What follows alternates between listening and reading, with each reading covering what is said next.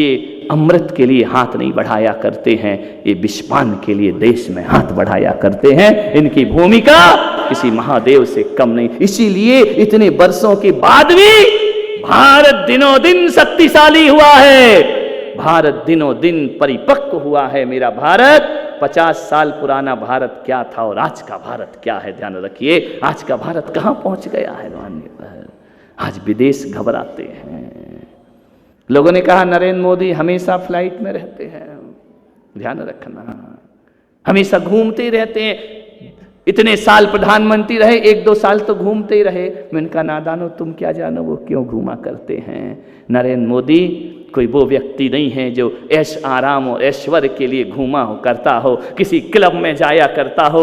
नरेंद्र मोदी स्वयं सेवक संघ से जुड़ा हुआ वो व्यक्तित्व रहा, उसके संस्कार वैसे रहे, उसने सीखा वह देश का स्वाभिमान, उसने सीखा। ध्यान रखना, दुनिया में हर लोग बीमार होते हैं, लेकिन नरेंद्र मोदी को कभी नहीं सुना कि बीमार हुए। और दुनिया की लोग तब चैन से सोते हैं जब हमारा प्रधानमंत्री रात रात जगा करता है। ध्यान रखिए, पूरी रात कभी सोते नहीं देखा, कभी बीमार नहीं देखा उनको। हमेशा राष्ट्र हित का चिंतन करते रहते, अपना परिवार छोड़ दिया। है कोई प्रधानमंत्री ऐसा जो जाकर के प्रधानमंत्री निवास में रहा करता हो और उसकी माता एक छोटे से घर में रहा करती हो। ध्यान रखना, ये बलिदान कोई करता है या आदर्श कोई स्थापित करता है तो राष्ट्रीय स्वयंसेवक संघ के संस्कार इतना बड़ा आदर्श स्थापित किया कर रात रात नहीं सोते हैं वो। ध्यान रखिए, राष्ट्र हिंदन चिंतन के अलावा कुछ नहीं है। लोगों ने विरोध किया, कर रहे हैं, करते रहो, कोई फर्क नहीं पड़ा करता है। ध्यान रखना, मैंने एक अभी देखा, एक लड़के ने मुझे व्हाट्सएप पर दिखाया, एक झंडा गड़ा है भगवा और एक जानवर आया, एक बैल आया, झंडे को उखाड़ने का प्रयास कर रहा है, पूरे सींग से उसे मार रहा है, हवा में लहरा रहा है झंडा। उसमें इतना सुंदर कमेंट्स लिखा कि उखाड़ना तो सब चाहते हैं लेकिन उखाड़ने की ताकत किसी में नहीं हुआ करती है। ध्यान रखना है, विचार करना है आपको। नरेंद्र मोदी ने पूरे देश में, पूरे दुनिया में भारत का जो सम्मान बढ़ाया है ना, 75 साल की आजादी में मुझे ऐसा कोई दिखाई नहीं दिया करता है। हर देश जिसके स्वागत में खड़ा हो, हर वतन जिसके स्वागत में खड़ा हो, हर व्यक्ति को सहमत करा, पूरे दुनिया को एक मंच पे लाने का किसी ने काम किया है तो प्रधानमंत्री यशस्वी नरेंद्र जी मोदी ने यह काम किया है। बोले हमेशा फ्लाइट मोड में रहते, तो मैंने कहा क्या हुआ, इससे पहले वाले तो साइलेंट मोड पे रहते थे। वो कहीं गए नहीं, बेचारे कुछ बोल ही नहीं पाए। पूछा गया कि भाई इतने बड़े अर्थशास्त्री दुनिया के, 2 और 2 4 होते हैं क्या? बोले होते तो 4 हैं लेकिन पूछ के बताना पड़ेगा। ध्यान रखना है, आपको सोचना है। ऐसे रणबांकुरों की इस देश को जरूरत है माननीय। आज मैं बड़े उन्मुक्त भाव से बोल रहा हूं क्योंकि स्वयं सेवकों के साथ बैठा हुआ हूं। स्वयं सेवक और मुझ में कोई अंतर नहीं है। महावीर भी कहते हैं स्वयं सेवक बनो। ध्यान रखना, महावीर ने भी तो कहा स्वयं मने आत्मा, मैं आत्मा का सेवी हूं, तुम परमात्मा के सेवी हो। ध्यान रखना, क्या अंतर है हम में और तुम में? कोई अंतर नहीं हुआ करता है। मान्यवर, मैं इतना ही कहना चाहता हूं, हमारा देश को तोड़ा गया, लूटा गया, छुआछूत की भावनाएं डाली गई, ये दंश प्रहार हमारे देश में छोड़ा गया, ये विदेशी लोग चले गए इस धरती पर, लेकिन हमारे देश के टुकड़े करके हमें आजादी मिली है तो ध्यान रखना, टुकड़ों की शर्त पर मिली, तोड़ दिया गया, हमारे देश को विभाजन कर दिया, हमारे देश की संस्कृति को तहस नहस कर दिया गया, आदमी को आदमी से लड़ा दिया गया, आदमी को आदमी से तोड़ा गया। हम जब भी मिले हमें कब मिलने दिया गया? मिलने वाला हर रास्ता काटा गया। जब भी मिलने की कोशिश की हमें बांटा गया। ध्यान रखना, तोड़ा गया हमारे देश को। छुआछूत की भावना, हिंदू यदि टूटा, हिंदू यदि बिगड़ा, तो हिंदू संस्कृति पर यदि कोई कुठाराघात करना था, ऊंच नीच की बातें डाल दी, छुआछूत की बातें डाल दी, जातिवाद की बातें डाल दी। मैं भारत के हिंदुओं से कहता हूं, ये दकियानुसी ख्याल बाहर फेंक दीजिए। कैसे हैं हम लोग? मंदिर में लड़ जाते हैं, धर्म में ऊंचा नीचा देखते हैं, जातिवाद देखते हैं, ऊंची जाति नीची जाति। और ट्रेन में सफर करना हो तो वहां जात नहीं पूछा करते हैं, होटल में खाना खाना हो तो जात नहीं पूछा करते हैं। ध्यान रखना, आज हिंदू बटा है तो केवल अस्पृश्यता के कारण बटा है। ऊंची जात और ऊंची जात, महाजन कौम और साधारण कौम, इनमें बांट दिया गया हमारे अंदर, लोगों के अंदर डाल करके भेदभाव, और हिंदू की शक्ति को कमजोर किया गया। ध्यान रखना। लेकिन मैं कह सकता हूं इस बार जो राम मंदिर का शिलान्यास अयोध्या में हुआ है ना, ऐसा कोई धर्म नहीं है जिसने अपनी आस्था की नींव राम मंदिर में जाकर के ना रखी हो। ध्यान रख, एक कर दिया। मंदिर बहाना है, इंसान को एक बनाना है। ध्यान रखना। मैं सोचता हूं कि भारत का चिंतन, लोग इतने वर्षों से राम मंदिर के लिए लोग लड़ते रहे। अरे राम मंदिर के लिए कोई नहीं लड़ा मेरे भाई। राम मंदिर बनाना कोई बड़ी बात नहीं है, हमें तो अपने भारत को मंदिर बनाना था, उसके लिए दुनिया लड़ती रही। मेरा भारत मंदिर जैसा हो जाए। राम स्वाभिमान है, राम शौर्य है, राम ताकत है, राम मर्यादा है। ध्यान रखना, राम जहां है वहां हिंदुस्तान हुआ करता है। ध्यान रखिए, इतना बड़ा शौर्य राम का। मान्यवर, इतना ही कहूंगा। ये बेमनुष्यताएं मिटाइए, ये जाति पाति मिटाइए, अपने घर तक सीमित रखिए। ध्यान रखना, आपसे निवेदन है, मैं इतना ही कहूंगा। छुआछूत की भावना ने भारत को तोड़ दिया है। मान्यवर, ये अंधविश्वास, ये ऐसी चीजें जो हमें आदमी से आदमी को तोड़ा करती हैं। मान्यवर, क्यों हो गए अलग? क्यों हमारा हिंदू धर्म परिवर्तन कर रहा है? मैं जानता हूं, पैसों के दम पर धर्म बदल दिया जाता है। धर्मांतरण हो रहा है इस देश में, बड़ी तेजी के साथ हो रहा है। सेवा के साथ साथ सेवा के बहाने आस्थाएं छीनी जा रही हैं। ध्यान रखना, मैं आज खुलकर कह रहा हूं कि सारी दुनिया ने देखा एक महिला जिसने पूरे देश में सेवा का बीड़ा उठाया, मदर टेरेसा। ध्यान रखना, जिसने बहुत अच्छा काम किया, उसको सम्मान दिया देश ने। लेकिन मेरी एक पीड़ा है, मदर टेरेसा बहुत अच्छी थी, मानव की सेवा करती थी, कोढ़ियों के जख्मों पे मलहम लगाती थी। लेकिन मैं आज यहाँ बैठ करके अपनी दिल की बात कह रहा हूँ कि मदर टेरेसा की नीति तो अच्छी थी लेकिन नीयत खराब थी। ध्यान रखना, वो सेवा के बदले धर्म पकड़ाया करती थी, सेवा के बदले धर्मांतरण किया करती थी। ध्यान रखना, ये दुर्भाग्य है हमारे देश का। मान्यवर, और हिंदुओं से मैं कहूँगा, चंद रुपयों के पीछे, चंद सहायता के पीछे अपनी आस्थाएं मत बदलना अपनी जिंदगी में। अरे राम का जीवन देखना, 24 घंटे भी नहीं हुए, एक रात में राम का सब कुछ छिन जाया करता है। ध्यान रखना, कहाँ सुबह राज दरबार लगना था, राज तिलक होना था, और मेरे श्री राम प्रभु इस धरती पर ऐसे हुए, एक क्षण में उन्हें कह दिया कि तुम्हारा राज्य अभिषेक कैंसिल, तुमको जाना है इस अयोध्या को छोड़कर। ना रुपया, ना पैसा, ना रथ, ना घोड़ा, राजकुमार, राजा के लड़के और राजा के दामाद कुछ लेकर नहीं गए। एक क्षण में सब कुछ छीन गया उनका। लेकिन उन्होंने सब कुछ छीनने के बाद अपनी आस्था को नहीं छीनने दिया। मैं हिंदुओं से कहूँगा, कितने भी बुरे से बुरे दिन आ जाएं, अरे घास की रोटी खा ले राणा की बेटी, लेकिन अपनी आस्थाएं बदलने का दुष्प्रयास मत करिए। अपनी आस्थाओं को जिंदा रखिए, अपने धर्म को जिंदा रखिए, अपनी परंपराओं को जीवित रखिए। चंद सहायता के लिए मत बेचो। ध्यान रखना, अपनी आस्थाएं मत बेचो। मेरे राम, मेरे कृष्ण, मेरे महावीर, ध्यान रखना, इनसे खिलवाड़ मत करो, क्योंकि जो इनका नहीं हुआ वो दुनिया में फिर किसी का नहीं हो सकता है। ध्यान रखना, कैसे भी संकट आ जाए। राम ने बनफल खाकर के जीवन गुजारा, विचार करिए। महावीर ने मासोपवास करके जीवन गुजारा है। ऋषभ देव ने हजारों वर्ष उपवास किए अपने जीवन में, लेकिन अपनी आस्थाओं को नहीं बेचा इन लोगों ने। ध्यान रखिए, मैं आपसे निवेदन करता हूं, कितने भी प्रलोभन आ जाएं, अपने धर्म पे कभी आस्थाएं मत छोड़िए। मैं तो इतना कहता हूं, मैं नहीं चाहता हूं कि कोई जैन बन जाए, मैं नहीं चाहता हूं कोई मुसलमान बन जाए, मैं नहीं चाहता हूं कोई हिंदू बन जाए, मैं नहीं चाहता हूं कि कोई आर्य समाजी बन जाए। ध्यान रखना, मैं तो इतना चाहता हूं, मैं एक सपना लेकर के चलता हूं। मैं सारी दुनिया को जैन बनाना नहीं चाहता हूं, मैं सारी दुनिया को अच्छा मैन बनाना चाहता हूं। ध्यान रखिए, अच्छे आदमी बनो, अच्छे इंसान बनो। जैन बनकर के हो क्या जाएगा, हिंदू बनकर हो क्या जाएगा। ध्यान रखिए, अच्छा आदमी यदि कोई बना सकता है इस धरती पर, तो हमारे वेद पुराण आगम सच्चे आदमी अच्छे इंसान बना सकते हैं। ध्यान रखना, क्या दिक्कत है? हम कितने लड़ते हैं।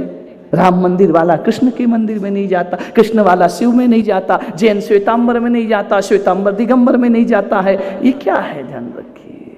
अरे हमसे अच्छे तो परिंदे होते हैं जो कभी इस मंदिर में बैठते हैं, कभी उस मंदिर में बैठते हैं। ध्यान रखना है। हम ऐसा मत करिए, अपने दायरे दिल मत बनाइए, महापुरुषों के नाम पर, धर्म के नाम पर बंटने का प्रयास मत करिए। हम तो वो लोग हैं जो कहते हैं कि रास्ते अलग अलग हों, मंजिल तो एक ही हुआ करती है। ध्यान रखना है, आपसे विचार करना है, सोचना है। हमने कितना बड़ा दिल रखा, हम सर्वधर्म सम्मेलन कराते हैं, हम सभी लोगों को पास बिठाते हैं, और तुम हमारी आस्थाओं पर कुठाराघात करते हो। हम इतने संवेदनशील लोग इस धरती पर हुए, हमने तो ध्यान रखना, हमने तो रमजान में भी राम को देखा है। रमजान आता है, रमजान शब्द कैसे बना? रम जान, एक डंडा लगा दो तो क्या हो जाता है? राम की जान। ध्यान रखना, वो रमजान में हम राम देखते हैं और दिवाली में अली देख लिया करते हैं। ध्यान रखना, हम तो इतने उदार चित्त वाले लोग हैं, हमने कभी किसी से नफरत नहीं की, हमने कभी किसी से दुर्भावना नहीं रखी। हर धर्म अपनी तरह से इबादत करे, किसी को क्या आपत्ति हो सकती है? शिवालय में घंटियां बजे, क्या आपत्ति हो सकती है? जिनालय में मंत्रोच्चार नमोकार हो, हमें क्या दिक्कत हो सकती है? कोई दिक्कत नहीं हो सकती है। तुम अपनी अजान पढ़ो, हमें क्या दिक्कत हो सकती है? हम तो केवल इतना जानते हैं, ए इंसान को, ए भगवान को भजने वालों, इंसानों में फूट न डालो। ध्यान रखना, बस हम इतना चाहते हैं, हमारे देश में रहकर आदमी को आदमी से मत बांटो, तोड़ो मत इस देश को, इस संस्कृति को, भारत माता को इस तरह से विभाजन में ले जाने का दुष्प्रयास मत करिए। मान्यवर, हम तो वो लोग हैं, हम तो अच्छे लोगों को भी पूछते हैं ना, हम तो जिसके अंदर जो अच्छाई दिखती है हम उसको वो सम्मान दे दिया करते हैं। हम संवेदनशील लोग हैं, हम तो वो लोग हैं कि कोई घायल जटायु कहीं रास्ते में मिल जाए, रावण की तलवारों से जिसके पंख काट दिए गए हो, तो श्री राम जो सीता सीता कह करके वन वन में बिलखते फिरते हैं, घायल जटायु को देखते हैं, अपनी गोद में उठा लिया करते हैं। जटायु कहता है कि श्री राम, सीता को रावण दक्षिण की तरफ ले गया है। राम कहते वो छोड़ो जटायु, मेरे जख्मों की बात मत करो, तुम अपने जख्म देखने का प्रयास करो। राम उसे गोद में लेकर भगवान का नाम जिपाकर परम धाम में पहुंचा दिया करते हैं। ध्यान रखिए, कैसा जीवन है हमारे, कैसे आदर्श है हमारे जीवन के। हमने दूसरों की पीड़ाओं पर अपनी पीड़ाओं को कोई महत्व नहीं दिया है, हमने दूसरों के दर्द पर अपने दर्द भूल गए हैं। ध्यान रखना, हमने तो वो किया अपनी जिंदगी में, फिर भी हमें छलावे मिला करते हैं, हमें दर्द मिला करता है। धर्मांतरण नहीं होना चाहिए धरती पर, हिंदू शक्ति जागृत हो जाए। ध्यान रखिए, मान से आपसे निवेदन करना चाहता हूं, ऐसी शक्ति अपनी जागृत करिए। आज हमारी बेटियों के साथ क्या दुष्व्यवहार होता है, प्रेम के पासे में फंसाकर कोई शकुनी हमारी बेटियों को द्रौपदी बनाकर चीरहरण करने का दुस्साहस किया करता है। मान्यवर, हे स्वयं सेवको, उठाओ गांडी और तैयार हो जाओ अपनी संस्कृति की रक्षा के लिए। मेरे देश में एक ऐसे पिता हुए ऋषभदेव, जिनकी 2 पुत्रियां हुई, ब्राह्मी और सुंदरी। ध्यान रखना, आद्य तीर्थंकर ऋषभदेव भगवान, जिनका श्रीमद् भागवत में बड़ा सम्मान से नाम लिया जाता है। मैंने भागवत के 5वें सर्ग को पढ़ा, उसमें देखा इतना सम्मान उन्होंने दिया। उन्होंने कहा इतना बढ़िया लिखा है कि ऋषभदेव इस धरती के आद्य तीर्थंकर हुए।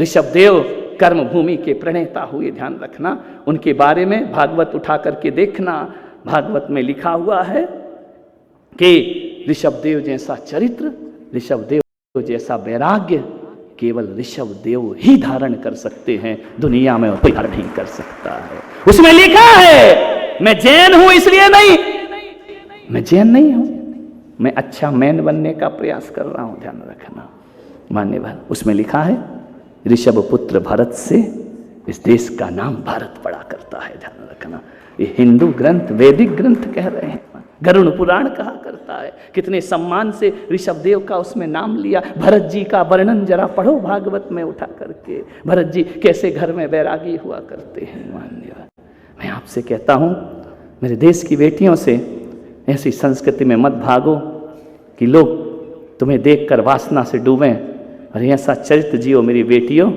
कि तुम पर कोई ग्रंथ लिखा जा सके। ध्यान रखना। पिता ने पूछा, बेटियों तुम्हारा विवाह करना है। बेटियों ने नजरें झुका ली। ब्राह्मी सुंदरी जैसी ऋषभदेव की पुत्रियां कहती हैं, पिताजी एक प्रश्न का उत्तर दे दो। आप तो 3 लोक के नाथ हैं, आप तो अवतार पुरुष हैं, आप तो महापुरुष हैं, सारा स्वर्ग लोक तुम्हारे चरणों में झुकता है, सुर असुर तुम्हारे चरणों में प्रणाम करते हैं, ज्ञानी अज्ञानी सब चरणों में प्रणाम करते हैं। एक बात बताओ पिताजी, क्या इस धरती पर ऐसा कोई है जिसको आप प्रणाम करेंगे? आदि पुराण में देखो कितना बढ़िया वर्णन है। क्या इस धरती पर ऐसा कोई है जिसको मेरे पिता प्रणाम करेंगे? ऋषभदेव ने कहा कि तीर्थंकर किसी को प्रणाम नहीं करते, लेकिन मेरी बेटियों हमारे देश की सनातन परंपरा है कि जब मैं तुम्हारा विवाह करूंगा ना, और जब तुम्हें विवाह करके किसी पुरुष को सौंपूंगा, उस दामाद के सामने भारत का ससुर झुका करता है सम्मान से। बेटियों ने कहा मेरे पिता को पूरा विश्व झुकता है और तुम हमारे लिए एक साधारण से इंसान के सामने झुकोगे। मेरी समाज की बेटियों ने संकल्प लिया, हम आजीवन विवाह का त्याग करते हैं, लेकिन अपने पिता का माथा किसी के सामने झुकने, विवाहित नहीं अविवाहित रहेंगे। और सबसे पहले इस धरती पर ब्रह्मचर्य की स्थापना करने वाली कोई बेटियां हुई तो ब्राह्मी और सुंदरी जैसी बेटियां आजीवन अविवाहित रहीं। इतनी सी बात पे हमारे पिता का माथा नहीं झुकना चाहिए। मैं भारतीय बेटियों से, अपनी बच्चियों से कहूंगा, तुम्हारी वजह से माँ बाप का माथा नहीं झुकना चाहिए। ध्यान रखना। और आज इस पर लगाम नहीं लगाई गई तो निर्भया जैसे हत्याकांड होते रहेंगे, बलात्कार होते रहेगा।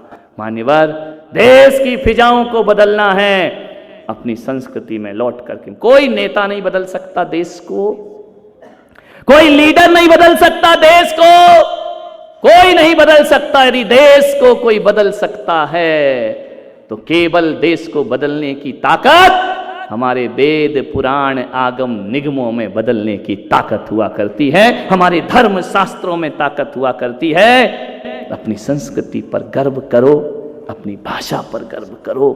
मैं आपसे इतना ही कहूँगा। बहुत बड़ी समस्याएं हैं। उदयपुर की घटना आप जानते हैं, कैसे एक टेलर को खुलेआम दिन दहाड़े सबके बीच धड़ से उसकी गर्दन अलग कर दी जाती है। यदि आप नहीं जागे ना तो फिर वह त्रासदी हम झेलेंगे, फिर देश गुलामी की ओर बढ़ेगा। मान्यवर, गर्व करो अपने आप पर। मैं इतना ही कहता हूं कि खूब अपने धर्म पर जियो, अपनी संस्कृति पर जियो, लेकिन शौर्य भी रखो। राष्ट्रीय स्वयंसेवक संघ ने केवल माला जपना नहीं सिखाया है, भाला पकड़ना भी सिखाया है। ध्यान रखिए। ताकत होना चाहिए, शरीर में ताकत होगी तो देश बचेगा। कायरों से देश नहीं बचा करता है, रक्त लोहे पुरुष होगे तो देश बचेगा। ध्यान रखना। मान्यवर, कितना बोलूं, जितना बोलूं कम पड़ेगा, विकृतियां बहुत हैं। मैं इतना ही कह सकता हूं कि राष्ट्रीय स्वयंसेवक संघ के बीच जब बैठता हूं तो ध्यान रखना, जब मैं जनता के बीच बैठता हूं तो कमजोर होता हूं, और जब संघ के बीच बैठता हूं तो कुछ और होता हूं। ध्यान रखिए।